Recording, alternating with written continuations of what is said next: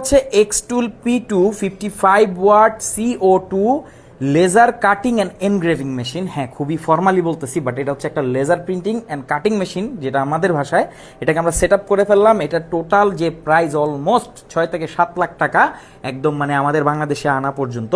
বাংলাদেশে এখন পর্যন্ত এভাবে ই কমার্স রিলেটেড বা অনলাইনে কেউ এরকম কোনো ডিভাইস দিয়ে সার্ভিস দিচ্ছে না। আমরাই বাংলাদেশে প্রথম, শুধুমাত্র আপনাদের জন্য এনেছি। এখানে আমরা বিভিন্ন কাস্টমাইজেশনের সাপোর্ট দিব আপনাদেরকে, প্রোডাক্টের ক্ষেত্রে বা আপনাদের যে কোনো প্রোডাক্টের ক্ষেত্রে বা আমাদের যে কোনো প্রোডাক্টের ক্ষেত্রে অনেক অনেক অনেক কিছু আসতেছে। জিনিসটা কিন্তু খুবই জোস। আমাদের অলমোস্ট সেট আপ করতে 2 ঘন্টা সময় লেগে গেছে। এটা অনেক হেভি ওয়েট একটা মেশিন, আর এত দামি মেশিন তো ভয়ে ভয়ে ভয়ে ভয়ে আমরা সেট আপ করেছি।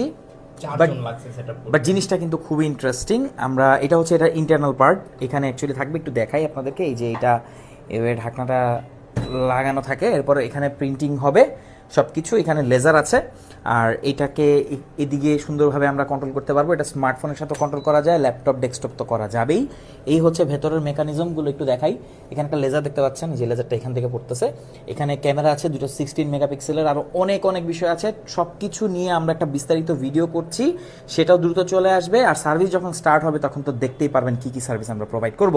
তো এরকম ডিভাইসের ব্যাপারে আপনাদের কোনো প্রশ্ন থাকলে অবশ্যই কমেন্ট করতে পারেন। আর আপনি যদি মানে কোনো সাজেশন দিতে চান সেটাও দিতে পারেন। দেখেন, এটার সাথে একটা জোস পাম্প আছে, এটা সাধারণত এটার সাথে আসে না, এটা আমরা এক্সট্রা এনেছি। এটা হচ্ছে মেইনলি এটার ভিতরে যখন কাজ হবে সেই স্মোকটাকে ক্যাপচার করে এটা বাহিরের দিকে ছেড়ে দিবে। এছাড়া এই যে ভেতরের এই পার্টটাও কিন্তু আমরা এডিশনালি এনেছি, এটার সাথে আসে না।